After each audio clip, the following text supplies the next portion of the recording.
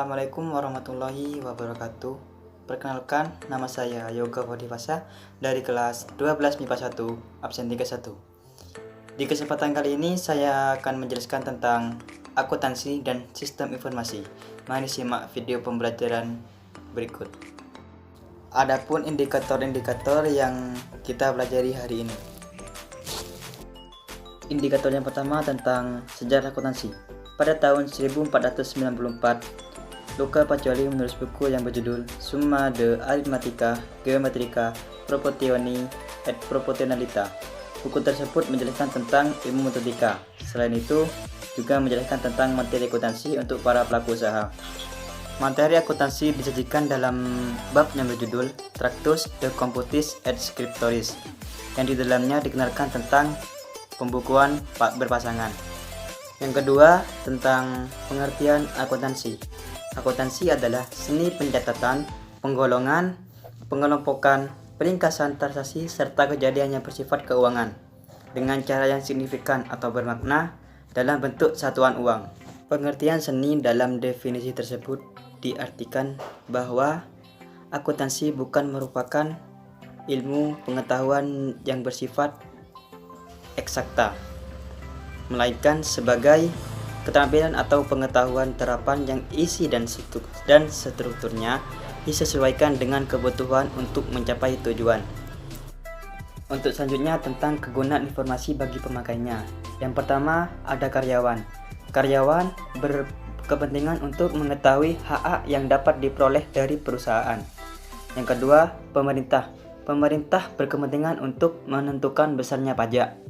Yang ketiga, ada masyarakat. Masyarakat yang berada di area perusahaan berkepentingan untuk menyediakan lapangan kerja dan manfaat sosial lainnya. Indikator selanjutnya tentang menjelaskan kualitas informasi akuntansi.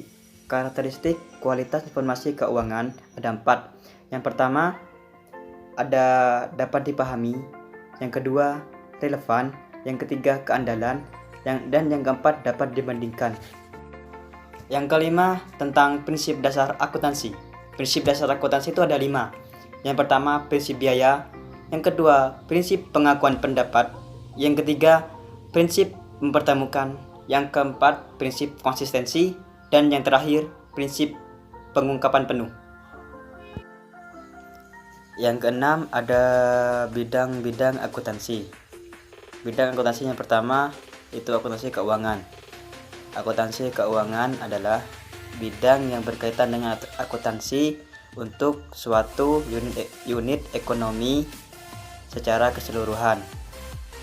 Yang kedua, ada akuntansi manajemen. Akuntansi manajemen adalah bidang akuntansi yang menyediakan informasi untuk keperluan manajemen perusahaan. Yang ketiga, ada akuntansi pemeriksaan.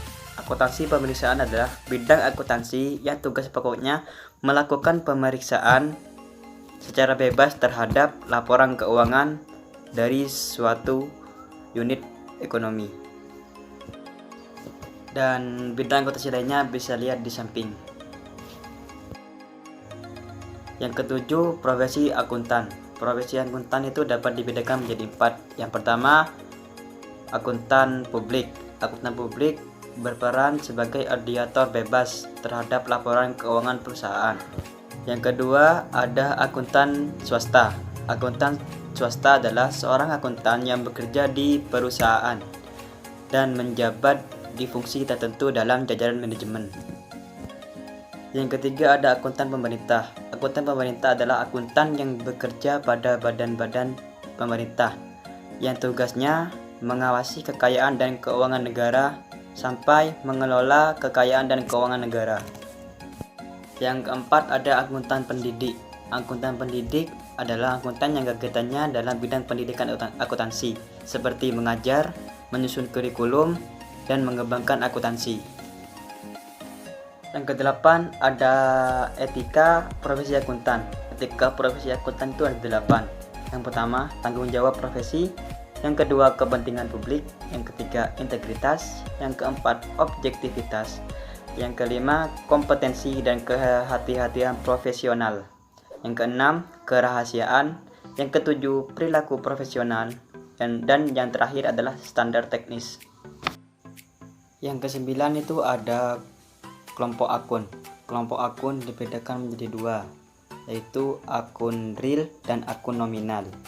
Yang pertama, akun real. Akun real terdiri dari 3 bagian, yaitu harta, utang, dan modal.